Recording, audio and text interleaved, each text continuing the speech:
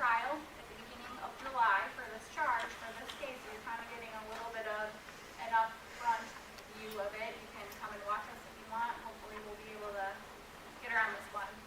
So this one was done by the Marengo Police Department. Again, they're dispatched to an overdose, and on the scene, they begin working on the victim. This was kind of weird, not weird, but she was living in the basement of the residence. When they go down in the basement of the residence, paramedics are unable to work on her down there because there are so many needles everywhere. I mean, you saw the pictures. There are needles everywhere, and they're like, we're not going to work on her down here. We're going to take her upstairs. They take her upstairs out to the ambulance, and just one of the responding officers who's there kind of turn around, and there's paraphernalia, there's badges, there's stuff everywhere, and he just starts grabbing it, and he throws it all onto the bed where the victim had been laying. And he completely just wrecked the crime scene and created an issue that's definitely going to be something that we're going to have to overcome at trial. In good faith, I think he was just thinking it's an overdose case. We don't charge people. There's the overdose immunity. He's not thinking about the person that sold her the drugs, but treat it like any other crime scene. I mean, maybe nothing comes of it. Maybe you guys work on the girl and she lives and everything's great. Maybe she passes away, but we're never able to do charges. It doesn't matter. Treat it like a crime scene. These are crime scenes. They do matter. From there, officers obtained the search warrant for the victim's cell phone right away and get into it. They're able to, based on those text messages, they locate an apparent drug transaction between the victim and a contact listed as Darrell. Now, Darrell was pretty well known in the drug community, so I think right away they have an idea of who this might be, but we can't just put the text messages in and say, hey, it's Darrell, you guys, this is it, she did it. We actually have to prove that it was Darrell that not only sent those text messages, but was the one that did the transaction. So Marengo Police Department did an awesome job at being able to tie this up. And I wish Detective Beck was here today. He was supposed to come, but he is involved in the gun store. He's following up on that. But I wish he was here because, you know, he's not a narcotics officer, but the investigation he did so good. And I think he just treated it like any other homicide, and he just questioned everybody, followed up on everything, took his time. It took us a while to charge this case, but he did such a good job. So on those text messages, he's going through them. We had over, I believe it was 1,700 text messages he goes through. He's able to identify who our victim was last with. He goes and he is able to identify that person, and he talks to him. This person's her male friend. We have text messages, and it's going to come out at trial that she was prostituting herself. So that hurts us a little bit, but it is what it is. They talked to the friend. The male friend said that the victim had come over. She needed some money for her medicine, and she said she was just waiting. Somebody was going to bring the medicine to her. The male friend saw the victim go downstairs and meet with people in a car. He's able to describe the type of car. The victim then comes back in and says, I got to take him home. I got to prepare my medicine. So he drives her home, drops her off in Marengo, and she's dead shortly after. Interestingly enough, and I don't know how the detectives found this, I don't know how this worked, but it did. The male friend had another male friend who apparently he must have said, hey, my friend Chelsea died, here's a picture of her, or there was something on Facebook. And that guy said, hey, you know, about 2 weeks ago on a Tuesday at about 6:30, I saw that girl meeting with some people in the car in the parking lot. And that guy is actually able to pick Darrell Hall out of a photo lineup as the person that our victim was meeting with just hours before she died. So that's great evidence for us. Let's see. The officer still is trying to figure out, okay, who's Darrell? How do we tie that phone number to Darrell? We do a search warrant for that phone. It comes back in a fake name.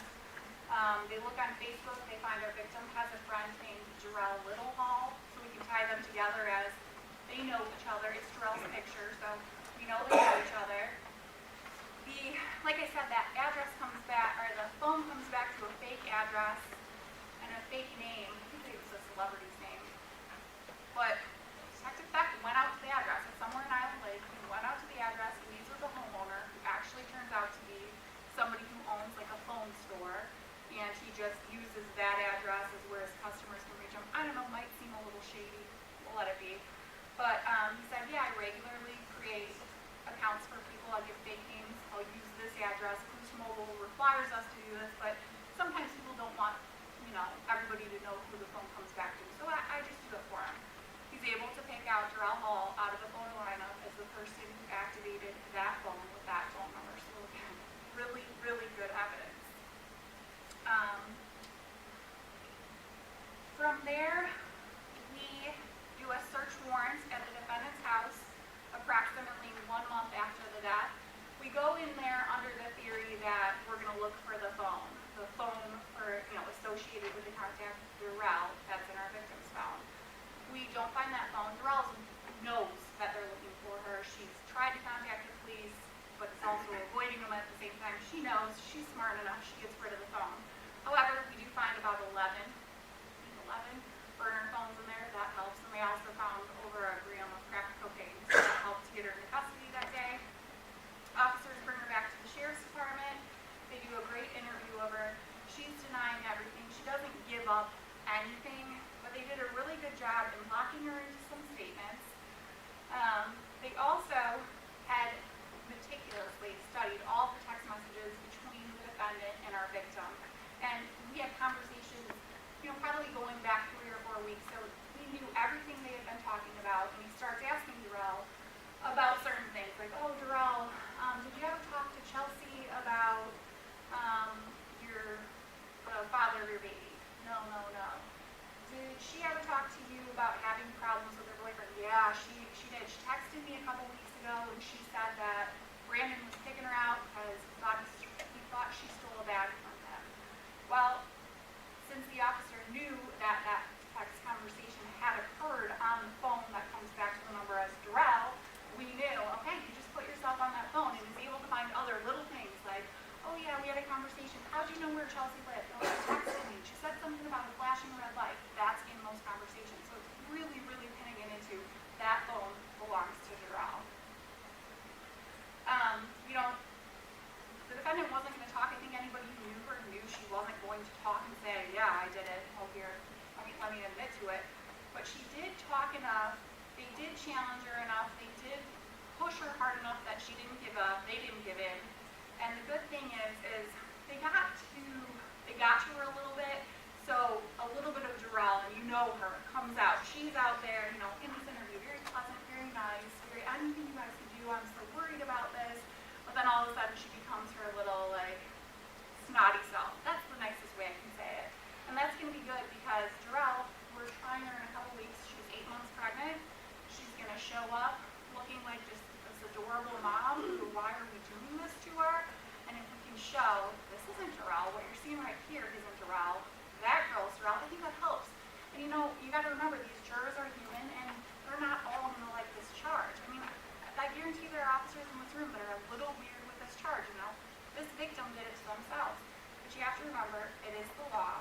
This is the law we're enforcing, and we've got to get the jurors on board. We've got to get them to say, all right, I'm behind this charge. I'm going to follow the law. I'm going to do what's right.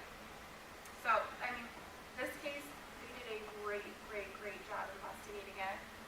It'll be a tough case at trial, but hopefully we'll get her. Yeah, we just got her the other day. She's still selling drugs.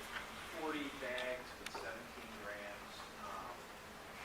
100 different individually packaged cannabis tubes. Yeah.